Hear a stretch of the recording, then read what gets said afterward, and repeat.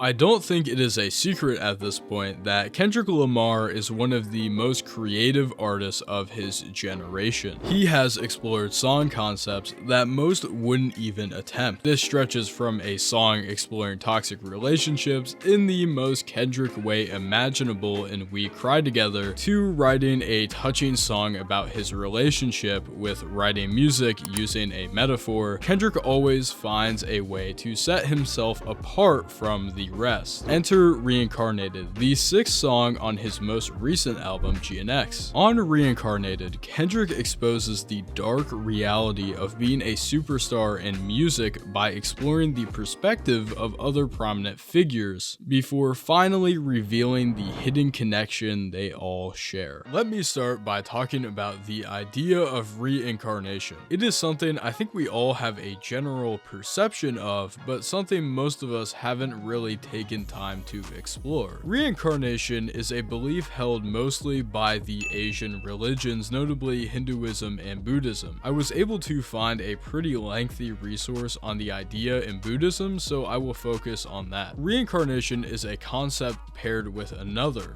karma, another thing we are all familiar with. Except the Buddhist concept of karma is a lot deeper than the pop culture one. Karma is seen as the law of cause and effect, and one of the primary reasons for the unfairness in the world. The explanation for why someone may be born into wealth and comfort while another is born in poverty. This idea of karma extends into reincarnation because it is transferred through past lives. And in Buddhism, the only way to break the cycle of reincarnation is to achieve nirvana. No, not the band Nirvana, but the Buddhist concept of achieving ultimate enlightenment through meditation and other self-discovery. I didn't give this background for no reason. It will be important to keep in mind, but for now, just know the idea of reincarnation is very religious and spiritual. The song samples this Tupac song, which I will put on screen because I cannot say the name of it. Kendrick uses this sample to develop the idea of reincarnation even from a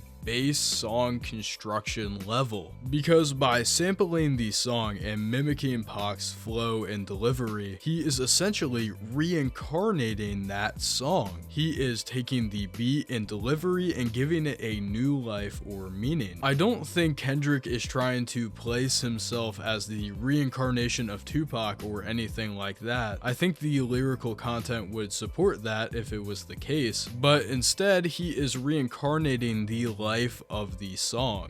Verse 1 starts by directly getting into the concept of the song by talking about previous lives. The first line creates a strong sense of what Kendrick is going through, a crackling fire within Kendrick's self, setting the table for what is to come and also providing context for his aggressive vocal tonality. He describes himself shedding skin, and on the base level, this is a metaphor to animals like a snake. I think this also relates to the concept of a phoenix, a bird which symbolizes rebirth, as the phoenix, when nearing the end of its life, goes into the flames and rises from the ashes. Is it a stretch to say this process is shedding skin? Maybe, but that's why you're here. In the next line, Kendrick says a third of him is demented, which I think is a direct reference to the Buddhist concept of reincarnation. Before we talked about karma, and it is composed of three distinct elements, the mother and father, but the third being the karma of past existence. That third of Kendrick is demented and layered with pain, which is essentially the thesis statement of the entire song. He goes on to talk about some of the challenges he has had. Fame in many ways is a double-edged sword, and part of that is the inability to make real connections. Kendrick connects this with his past,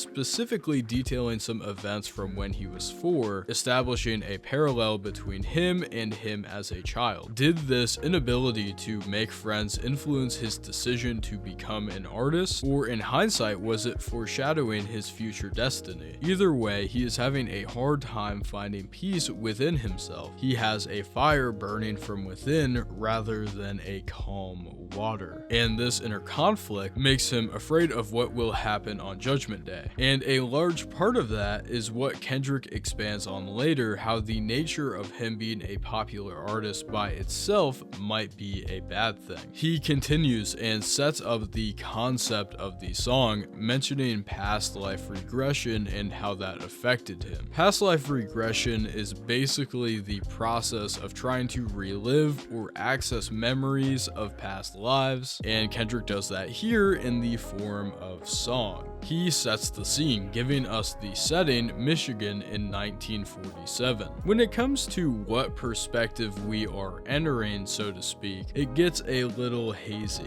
The truth is, the jury is still out on this one. The time and place and details of the remainder of the verse suggest a specific person we are entering the perspective of, but no singular person's story correctly matches up in all the right places. This picture is unfortunately a puzzle with a missing piece. However, the specifics of who Kendrick is talking about is not important. He tells the story of this man who was kicked out of the house after an altercation with his father and ultimately became a grand musician. This man, however, also mistreated women, lied to the masses, and died with his money rather than his loved ones. Going back, Kendrick says body after body, lesson after lesson. So what lesson is taught here? Well, I think it is the two sides of ambition. Ambition is a good trait and a natural desire, but when it is an overabundance, it can lead to destruction. Some of the worst people to ever step foot on earth fell victim to this. And while this musician used his ambition to make a name for himself, that ambition resulted in gluttony. Another lesson is one of respect, something Kendrick has talked about more since the whole Drake situation. He tells us, "I found myself with a pocket full of money and a whole lot of respect." Having money should not equal respect. Respect is something that is earned not through financial status, but moral status. And in this case, that respect was undeserved, as this man lied to people. In verse 2, we continue on with a new perspective, one of a black woman. Kendrick tells us about how her voice was straight from heaven and could inspire beautiful emotions from a crowd. What wasn't talked about was the addiction behind the scenes. This led to isolation away from family and friends and love, crippled by the addiction which ended with her death. If verse 1 was about how ambition can be dangerous, verse 2 is a lesson on wasted talent. Without having proper discipline, you can't enjoy the fruits of your labor. This is another thing that is connected to the feud with Drake. Kendrick talked to Adonis. Man, that is a crazy sentence. To be disciplined, do push-ups, go to the gym, to not cut corners in life. And that is a lesson Kendrick has learned from a previous life.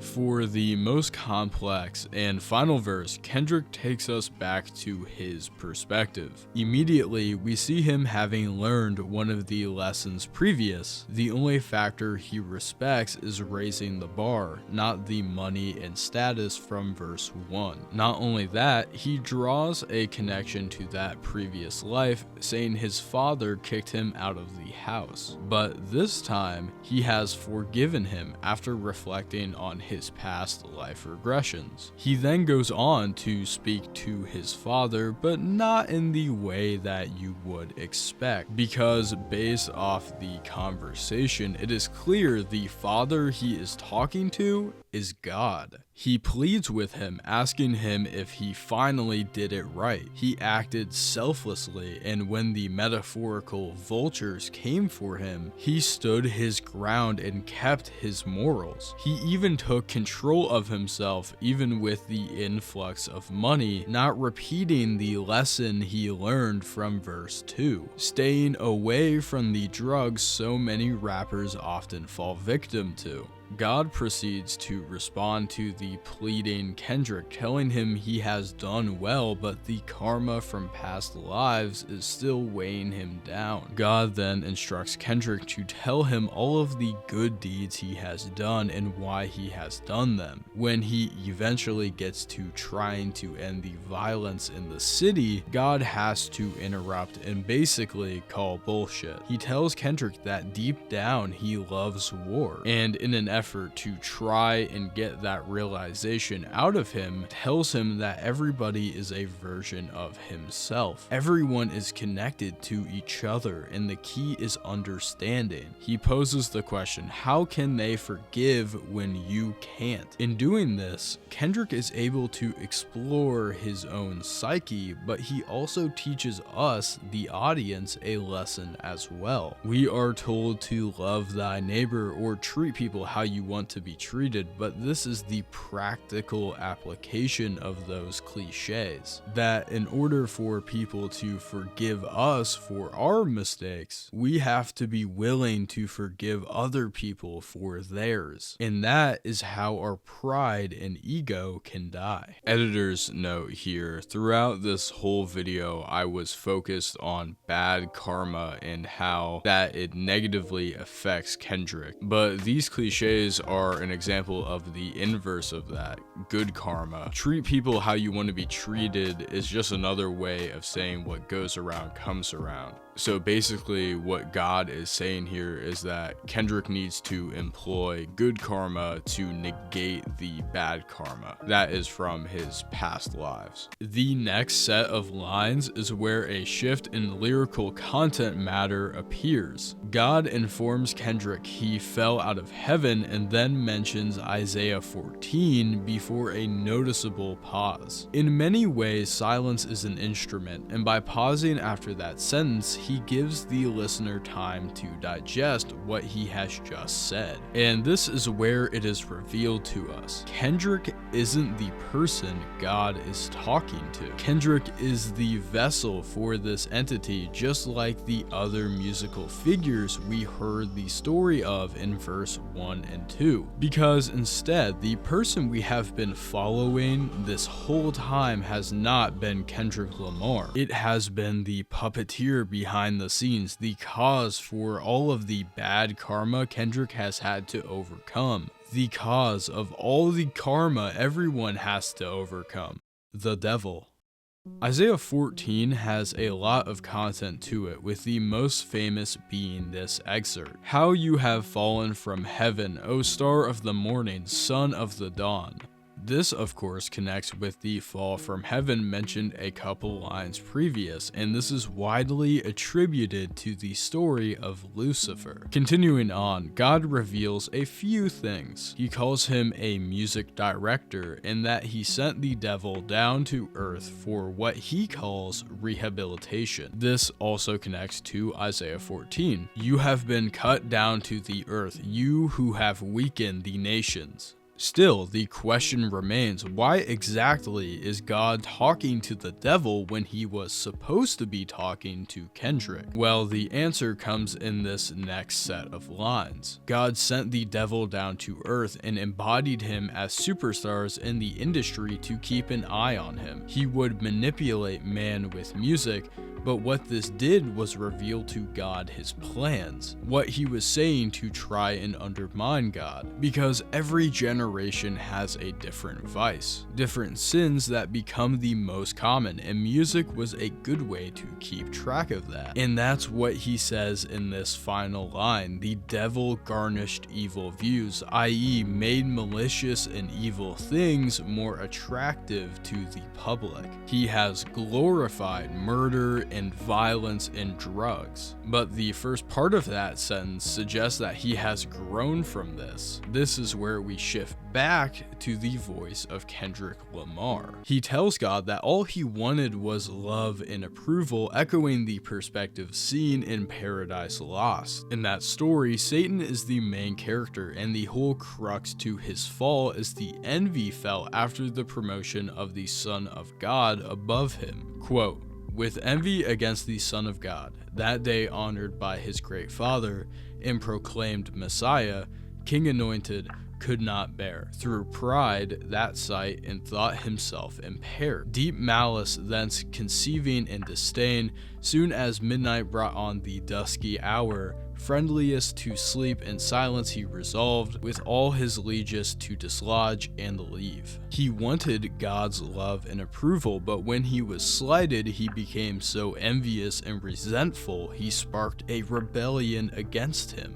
The rest of the verse is honestly some of the most thought-provoking lyrics I think Kendrick has ever written.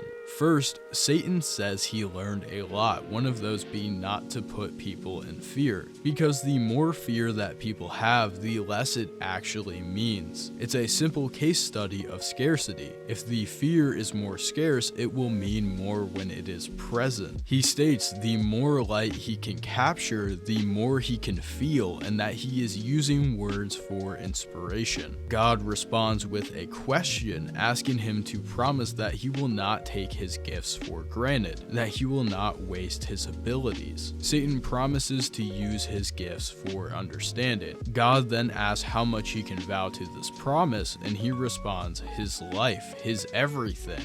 God informs him of the damage he has done by keeping thoughts in captivity, and Satan is ashamed of that fact. The song ends by Kendrick stating, I rewrote the devil's story just to take our power back. Reincarnated! So let's get into the analysis. This section is complicated. As I write this, I have a lot of ideas circulating in my mind, and I will try to put them as elegantly as possible. I believe the message that Kendrick is trying to tell us is one of creative expression.